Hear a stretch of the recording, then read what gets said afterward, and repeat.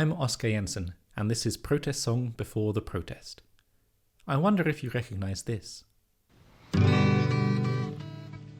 This next number is a protest song.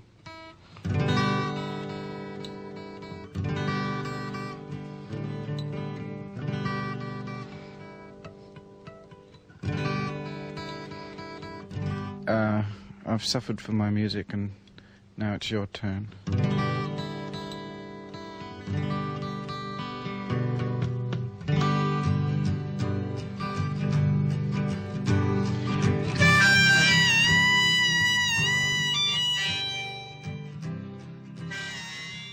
That was Neil Innes, musician, comedian, songwriter for Monty Python, performing a sketch on his friend Eric Idle's BBC Two show Rutland Weekend Television in 1976.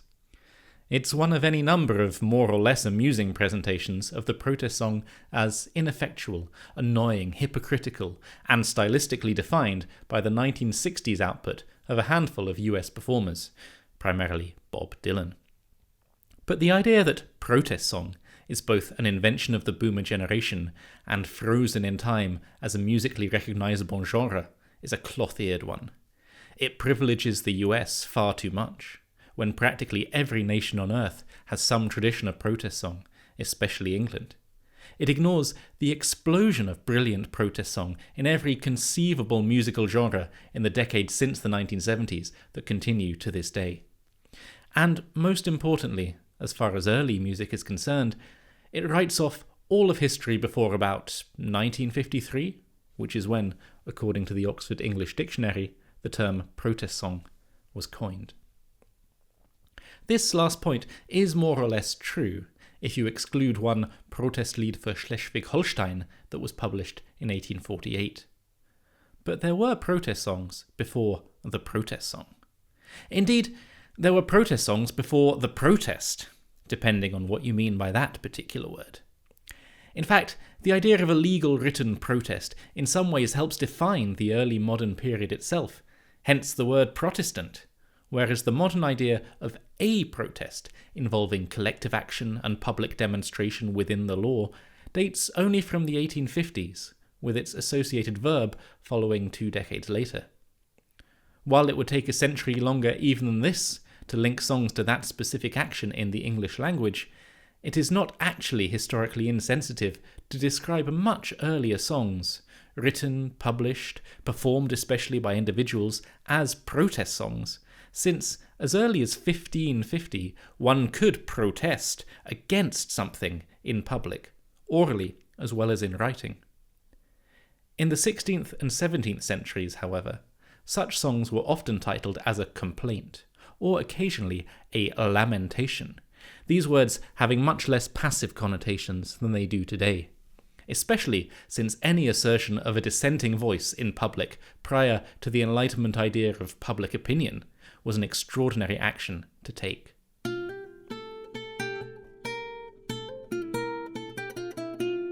Even to our ears, these complaints and lamentations sound an awful lot like protests. Rather depressingly, many of them could still be sung today and still be relevant. Take the Pout's Complaint upon Draining of the Fens from 1619, written in East Anglia, possibly by someone called Penny of Wisbeach. It's one of the first eco-critical protest songs, part of a campaign that resisted the damaging attempts at drainage and land reclamation that threatened the habitats and way of life of humans, fish, and birds alike. Written from the perspective of a fish, the titular Pout, it laments that all will be dry and we must die 'cause Essex calves want pasture. The argument, astonishingly, is in defence of complex indigenous ecosystems against the encroachment of industrial farmers seeking to create new pasture for horned beasts and cattle. You could apply it to the Amazon rainforest today. In fact, it's a battle hymn for rewilders everywhere, though we might no longer be so keen as the original singers, who held up the drainage for 5 years to call on King Neptune to send a great flood. Alternatively, we could sing Christmas Lamentation, not a Civil War protest against Puritanism, as you might assume, but a song heard in the reigns of both Elizabeth and Charles I. It complains that the rich prefer to live in the city and appear at court, spending excessive amounts of money on luxuries such as coaches and starched ruffs. Consequently, in the countryside, rents are rising, tillage is in decay, and places where Christmas revels did keep is now become habitations for sheep. Rent increases, high food prices, the depopulation of the regions as wealth gets concentrated in London, the excesses of the 1% in an age of austerity. Why is it that this sounds so familiar? Here's an excerpt in a particularly mellifluous interpretation by Passamezzo. Christmas is my name, for have I gone, have I gone, have I gone, have I gone without regard? Whereas great men by flocks there be flown, there be flown, there be flown, there be flown to Londonward,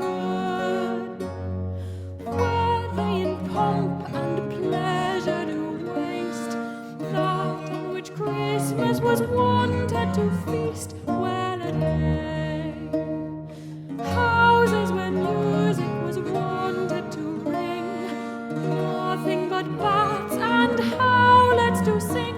Well a day, well a day, well a day, where should I stay?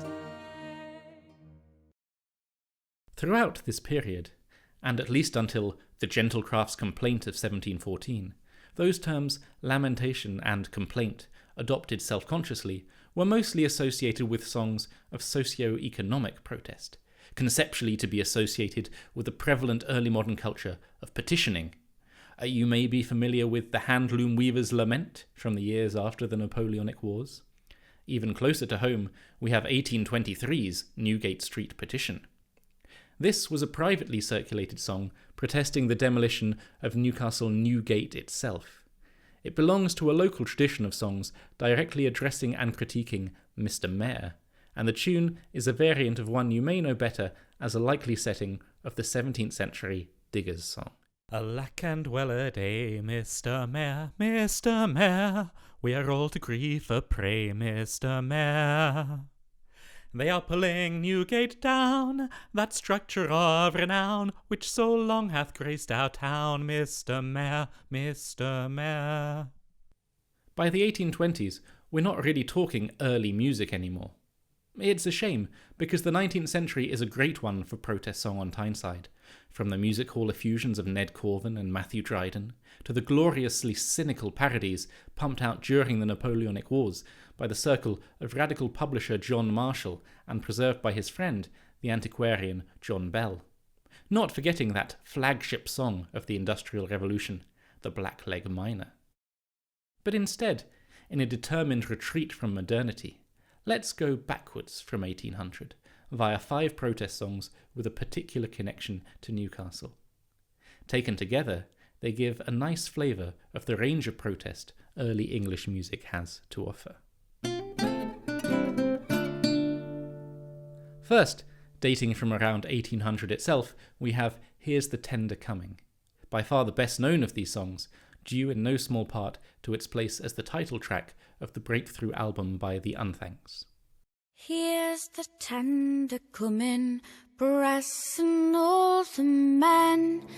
Oh dear hinny, what'll we do then? Here's the tender coming of a child's bar. Here's the tender coming, full of men of war. Hide thee canny hinny, hide thee sail away, hide thee till the frigate makes for Druid's Bay. If they take thee, Geordie, who's to win our bread? Me and little Jackie, better off. First published in a late 19th century collection, this was in all probability first sung by wives and widows, plausibly as a work song whilst engaged in cottage industry labour. It articulates the perspective of women whose menfolk were in danger of being press-ganged, effectively kidnapped by force in order to serve in the Royal Navy. Its rationale is provocative, placing a man's duty to his family before his duty to his country, and even advocating that when the press gang appears in town, the canny Geordie should hide the cell away. In an age that held martial valour in high regard, the idea that a real man would hide rather than fight is a radical one. And although it's hardly a feminist anthem, with couplets like, "If they take thee, Geordie, who's to win our bread? Me and little Jackie better off be dead," it's nonetheless a striking articulation of an independent female perspective on a destructive masculine conflict. I love it. Next up, I'm almost tempted to say in at number 4, is 1794's The Rights of Man for Me, set to the theatre tune The Maid of the Mill by that icon of Geordie radicalism, Thomas Spence. Now, most of Spence's songs were, not to put too fine a point on it, dreadful. His passion for land reform and wealth redistribution was commendable, but his unfortunate tendency to cram a lot of very dry and complicated reasoning into familiar tunes is one of the reasons, if perhaps not the most important, why we don't live in a socialist utopia today. The Rights of Man for Me is a rare example of Spence sticking to plain English in the cause of revolution, published in a pamphlet that also insisted he had come up with the phrase "the rights of man" more than a decade before Thomas Paine, to whom it is more often credited. The song begins a bit like this. There are 20 fine schemes held up by the great to deceive silly souls, do you see? There are 20 fine schemes held up by the great to deceive silly souls, do you see? And render them passive for pure conscience' sake, and mould them to fell tyranny. Yet for all their fine arts, with their priests in their aid, their threats and their deep policy, I'll laugh them to scorn, while loudly I sing, the rights of man, boys, for me. It's a song of bravado rather than detail. The final verse boasts it is written in prison, while the third verse seeks to shame English listeners for not yet following the example of their French brethren. Fair enough, it didn't achieve any concrete results, but it may have played a crucial part in keeping up morale during a decade of Tory oppression, preserving the radical flame for a later generation. 20 years before Spence's revolutionary anthem, we find a more conventional protest, entitled "A Song for the Independent Burgesses of Newcastle" by a lady. Its rhetoric returns us to the gender dynamics of Here's the Tender Coming. This is one of a number of election songs that trades primarily on fears of emasculation. For the 18th century English voter, a man of property by default, staunch, manly independence is the order of the day. So, to participate in a representative system, to vote for someone who will represent you and take decisions on your behalf, is an uncomfortable bargain to make. That anxiety is redoubled when corruption comes into it. So many voters were bribed or lent on in order to vote a certain way, either with money, threats, favours, influence, or in the case of these 1770s Newcastle elections, with free beer and food. This song, then, is a protest against Tory corruption, again something you may have heard about before, but 18th century style. Its ostensibly female narrative voice is key to this strategy, challenging its audience to prove themselves as real men, honest, free, and above all independent, by voting against the Tory candidates. Here are the 3rd and 9th of its 10 verses. They treated you as merely slaves, and not like men free-born. To beggars they compared you, all tattered and all torn. And a-polling we will go, a-polling we will go, a-polling we will go, my boys, a-polling we will go. May no enslaving principles to you return again, but show your king and country your will be honest men. And a-polling we will go, a-polling we will go, a-polling we will go, my boys, a-polling we will go. So far I've focused mostly on the lyrics of these songs, partly because it's much harder to find evidence of performances in this earlier period. Our penultimate song is different, partly because its words have been lost. But we do have the tune of this song, a paean to a Jacobite martyr executed by order of Parliament and sung by the Tory elite of the Borders region. This is Sir John Fenwick's The Flower Among Them.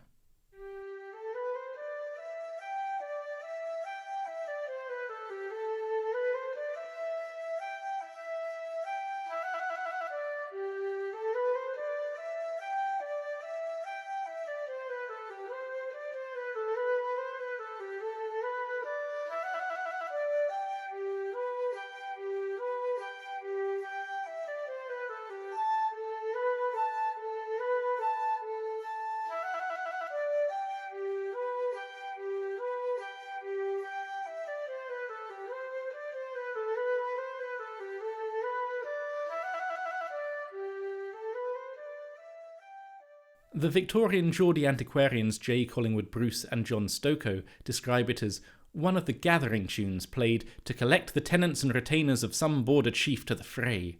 It was the tune to which the Jacobite friends of the brave and unfortunate Sir John Fenwick marched to his seat in Wallington when he was concerting plans for the overthrow of William of Orange and the restoration of James II. In 1697, Sir John was beheaded for treason. The story goes that, 4 years later, the tune was used for a Tory protest song eulogising Fenwick as a martyr of the Jacobite cause. His relative, another John Fenwick, this one John Fenwick of Rock, sang the tune at a dinner of county jurymen held at the Black Horse Inn in Newcastle. This so enraged his fellow diner, Ferdinando Forster, that they arranged to fight the following day. Forster died to Fenwick's blade, and, the scrap not being a formal duel, Fenwick himself was subsequently hanged for murder. It's a very pretty tune, but it killed 2 men. Such is the power of music.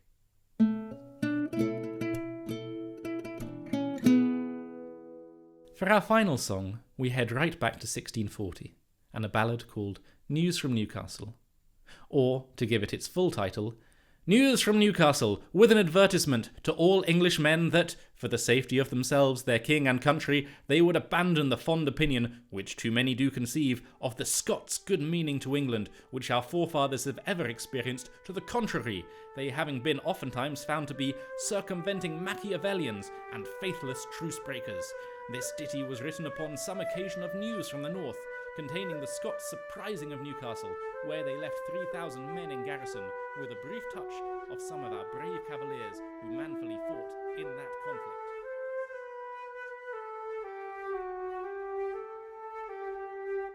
In 1640, Charles I's war against the Protestant Scots Covenanters was going badly.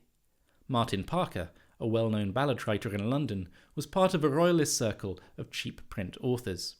His song, which was perhaps sponsored by the Archbishop of Canterbury himself, William Laud, attempted to persuade the nation to support the king's cause. It admonished all English men to abandon the fond opinion which too many do conceive of the Scots' good meaning to England. So it's a protest song to the extent that it gives voice to an underdog's political position, even if that underdog is the king. And it's a useful reminder that not all protests have necessarily been on the side of the angels. Though the first 2.5 verses are lost, the message is summed up neatly towards the end of verse 4. Dear countrymen, then credit not the promise of a flattering Scot. Then let not fair words make fools feign, but let us beat the Scots again. It's certainly not a position I'd want to identify with now, but it's a strong current of early English protest song, from 1604's Well Met Jockey Weather Away, complaining at the influx of Scottish cronies to the English court, to the songs in support of John Wilkes and against the Scottish Lord Bute in the 1770s. Scottish influence at Westminster has always been a theme of protest ever since the Union of the Crowns in 1603, revived again as recently as opposition to Gordon Brown or Michael Gove. Michael Gove. Now there's someone worth writing a good protest song about.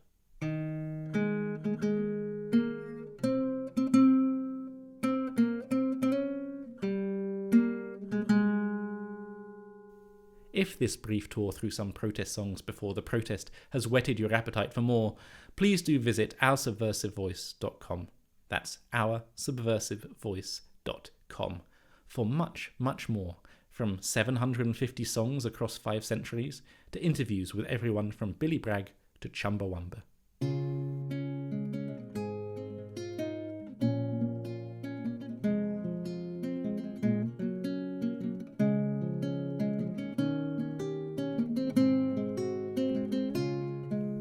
For now, thank you for listening, and please, keep singing.